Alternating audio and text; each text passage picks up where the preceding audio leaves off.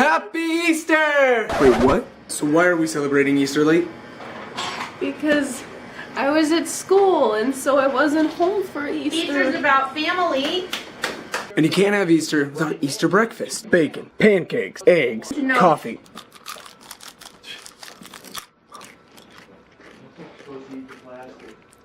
Eat your vegetables.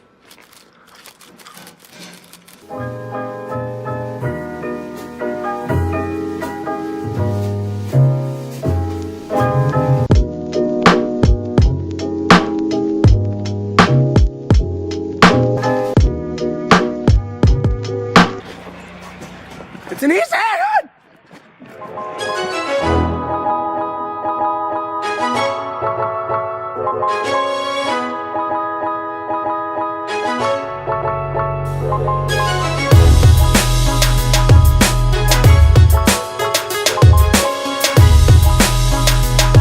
Ah! Numero uno. Thanks, Aaron. Run around the pool with this egg, balanced on a spoon, while holding the spoon by its handle with your mouth. Or do. It could get ugly.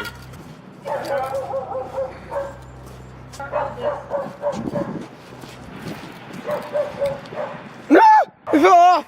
You don't have to start over. Oh, You just gotta be a strong finisher. that's my motto. This isn't funny! Kind of funny. Check the cracks.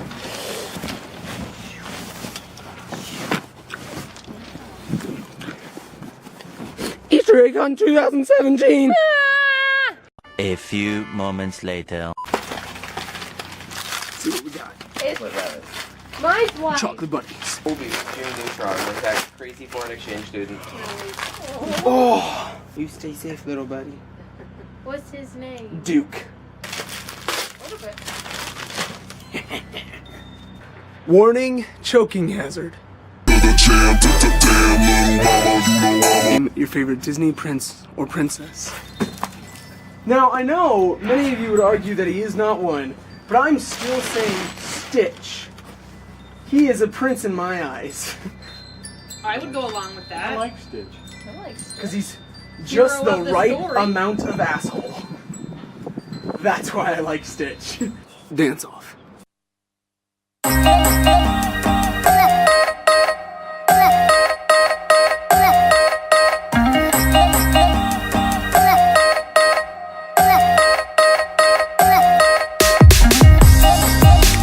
Alright guys, so a little bit of a change of scene, but we just went off, celebrated the rest of our Easter. We just got done playing some bomb-ass laser tag, which And he beat me so bad both times because I am not good at laser tag.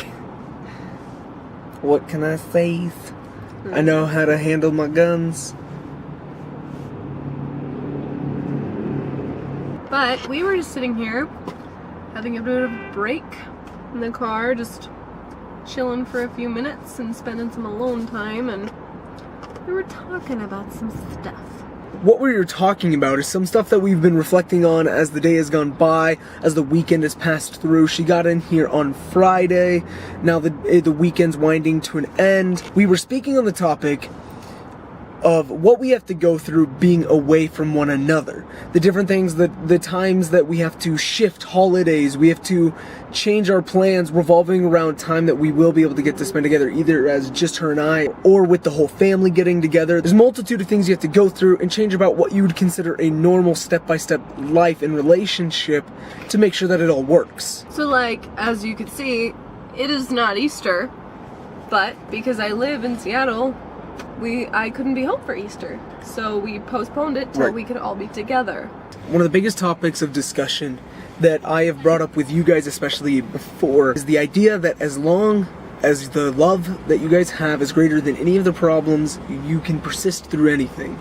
What you have to do is make a mutual decision as a couple to decide that this is what you're okay with. The standards that are set are so much different. You spend more days apart than you are together. You have to bring yourself to an emotional level that wildly changes what you would normally deal with. Yeah, and I guess the biggest thing we were talking about and reflecting on is that deeming when things are worth it and when things aren't, and kind of the two planes at which you live your life on. You can live your life, as I've always put it, you can live your life in the mountains when things are really high and really low, or you can live life on the plains where things are always just flat and nothing changes.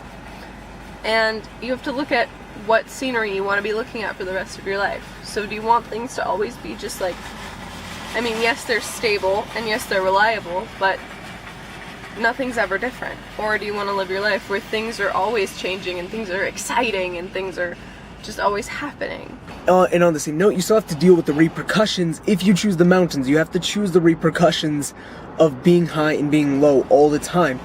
You have to deal with whatever decision you make. Neither one is right or wrong, but they have their different results. For her and I, we very obviously decided to take the mountain. We took the path of dealing with the highs and lows. We decided very early on that we were never going to give up on this relationship, that we will be together for the rest of our lives, regardless of what we have to go through. But that also comes from us both being artists, both of us being creative highs and lows. We deal with the emotional range that comes with being an actor, a creator, something beyond what you generally... There's nothing linear about the path of life we've chosen. Nothing. I got the camera. I and George. We just left Starbucks. It's 8:30. I don't think we have Two for two! 2 for 2! We have no semblance of the, like, logical time to get coffee, but that's okay. And now we're going to Adelanto's because somebody needs a breakfast burrito. Yeah, we do. And I need guacamole. Because I always need guacamole. So the gist of what we were saying is that no matter what, whatever you do, you have to make a decision that befits you, your personality, your lifestyle, and what you're willing to go for, sacrifice, and commit to. There are always benefits and always downsides to both, but if those benefits outweigh the downsides, then therefore it is worth, you'll always come out on top if that's what you want to do. College is the most stressful undertaking I have made thus far. It just is. That's what college is. It's hard. It's stressful. There's tests, there's papers, there's learning how to live on your own, and it's hard.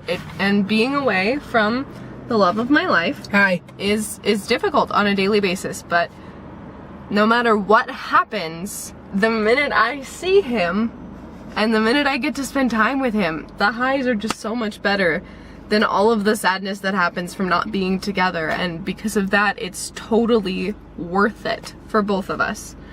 And so you just gotta focus on that. Like, yeah, it may be hard sometimes. Some days you may be sad and wish they were around, but it doesn't matter because when you're together, then everything's worth it. And keeping that in mind, when you come to moments like this, where it's your last night together, you settle the issue with burritos.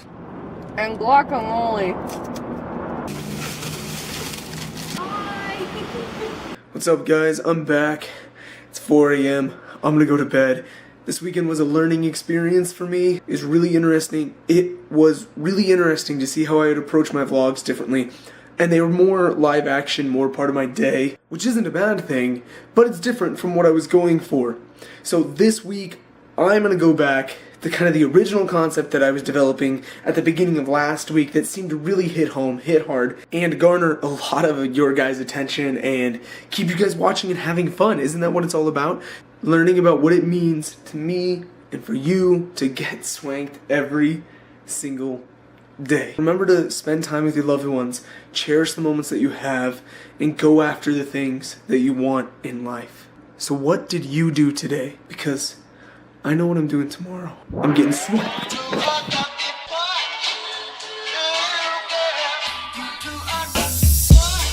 I love getting coffee with you. I love making penis jokes with you. I love making vagina jokes with you. I love making sex jokes with you.